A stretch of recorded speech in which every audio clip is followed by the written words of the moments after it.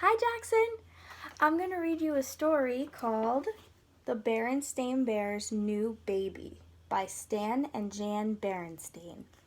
I picked out this book to read to you because I know that you have a new baby brother too.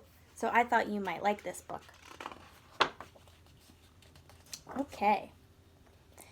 Down a sunny dirt road, over a log bridge, up a grassy hill, deep in bear country, lived a family of bears. Papa Bear, Mama Bear, and Small Bear. They lived in a large tree which Papa Bear had hollowed out and made into a house.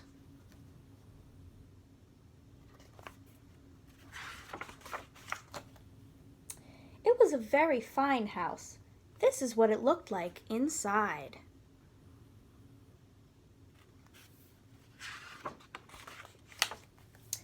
It was fun growing up in bear country, helping Papa get honey from the old bee tree and helping Mama bring the vegetables in from the garden.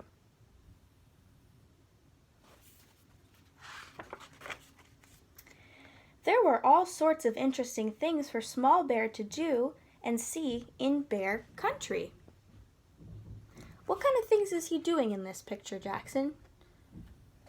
What's he doing here? Yeah, he's fishing. Do you like fishing? Fishing's fun. Oh, what about here? What's happening here? Yeah, he's flying a kite. Do you ever fly kites? Do you like it? Ooh, look at this one. He's canoeing. Have you ever been canoeing? And look here, he's scuba diving with the fish. So there's lots of things that he does in bear country.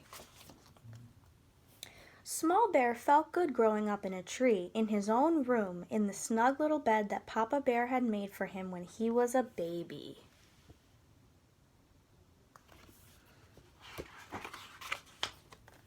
But one morning, it did not feel so good. Small Bear woke up with pains in his knees and aches in his legs. Small Bear, you have outgrown your little bed, said Papa Bear as he hitched up his overalls and buttoned his shoulder straps. Today we shall go into the woods and make you a bigger one.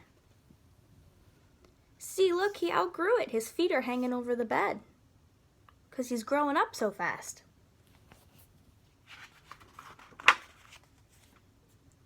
With that, he ate his breakfast of piping hot porridge, washed it down with a gulp of honey from the family honey pot, took up his axe, and was out the door. But Papa, called Small Bear, following after him, what will happen to my little bed? What do you think will happen to his bed? Don't worry about that, Small Bear, said Mama Bear as she closed the door after him. She smiled and patted her front, which had lately grown very big and round. You've outgrown that snug little bed just in time. What do you think is making Mama Bear's tummy so round, Jackson? What do you think is in her tummy?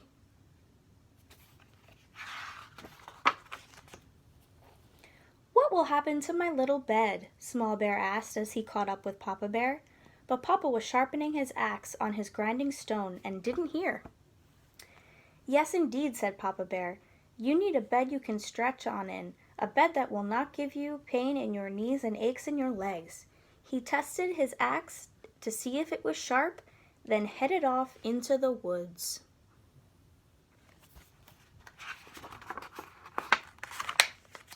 What will happen to my little bed? Small Bear asked again as he caught up with Papa Bear in the woods.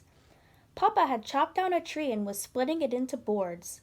We will have a new baby soon who will need that little bed, said Papa Bear as he whacked off another board. A new baby?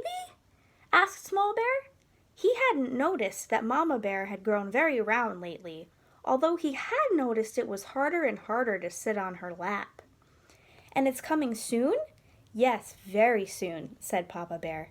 With a final whack, he split off the last board, which gave him enough wood to make a bigger bed for Small Bear. Look at this.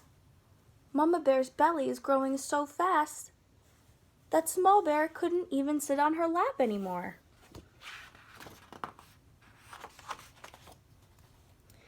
They made the bed a good size and took the rest of the day to chip and shave it smooth and neat. Then they carried it back to the tree and up to Small Bear's room.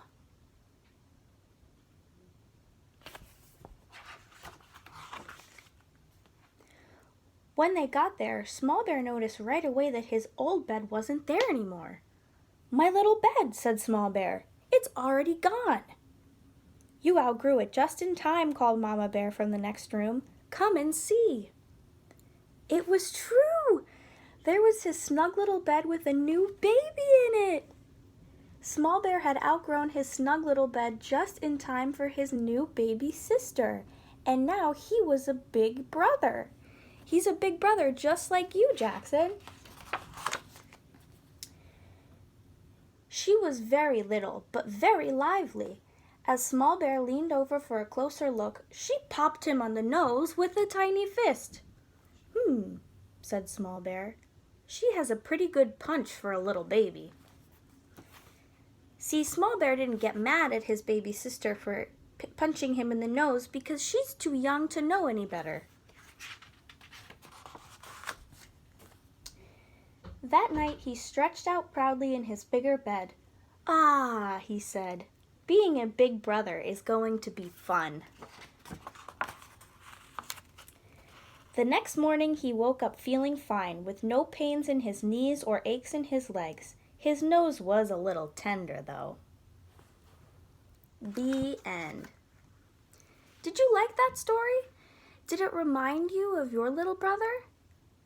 How did you feel when Mommy and Daddy told you that you were going to have a new baby brother? Were you happy? What were you feeling? Bye!